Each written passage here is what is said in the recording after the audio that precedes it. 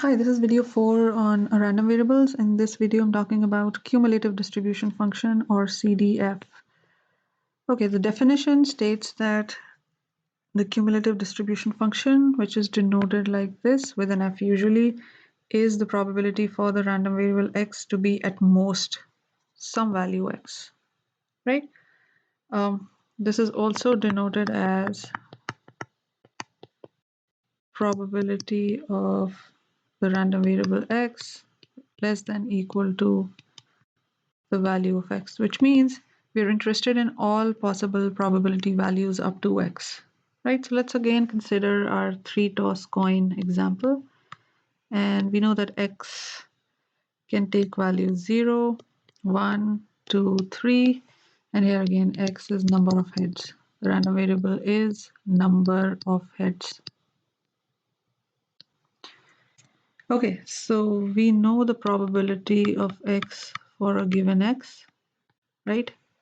This we computed earlier, so 1/8, 3/8, 3/8, and 1/8, right?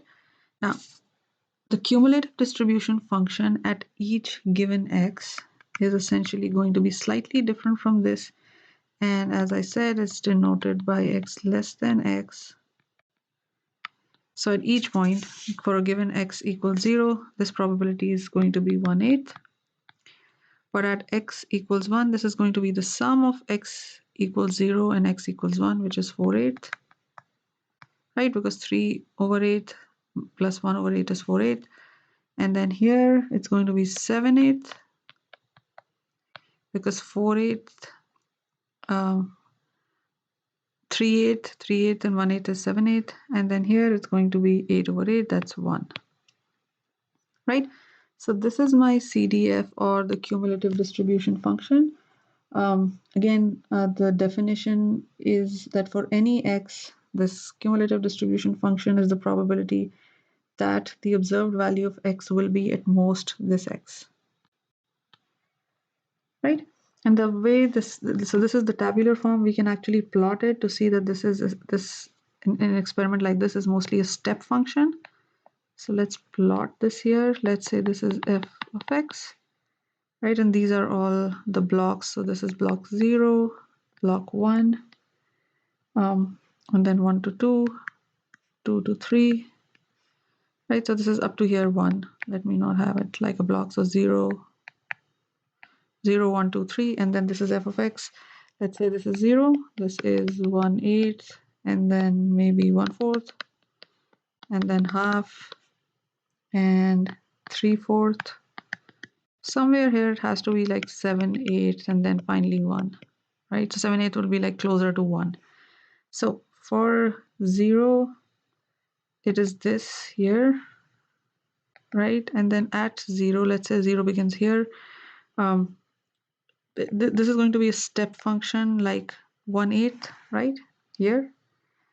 And then next it's going to be 4/8, which is half. So it should go up to here, right? So 4/8 is nothing but half. And then up to 2, then at 2, this becomes 7/8, so goes up to here, right? And then from 3, it goes up to 1, which is somewhere here. Let's look at the graph of a CDF of this discrete random variable. It's mostly like a step function. And this is quite evident because this is nothing but a running total of all the PDF values. Right? Let's look at an example to better understand when do we need CDFs. Okay, so a hospital emergency room has 4 beds, and at X denote the number of beds occupied at a certain time of the day. PDF is given, which I'm just going to write down. So this is what's given, small x, and then this is given to us. So the hospital has 4 beds, so X is how many are occupied, 3 and 4. And then this information is already given to us. Sometimes you have to compute it, but in this problem, it's already given to us. So this is part of the question that I'm writing down right now. 0.25, and then 0.30. The third one is 0.15, and this is 0.10. So this is the probability distribution function. We are supposed to find the probability that at most 2 beds are occupied, right? Or in other words, we are supposed to find out the probability that x, which is my number of beds occupied, is less than or equal to 2, right?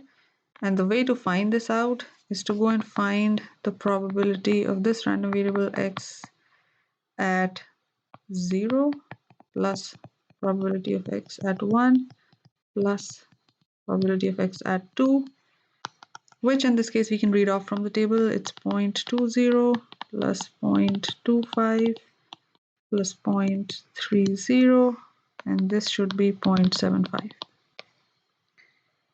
Okay, so with this, we finish the discussion on cumulative distribution function. In the next video, I'll talk about some important random variables that are frequently used in practice.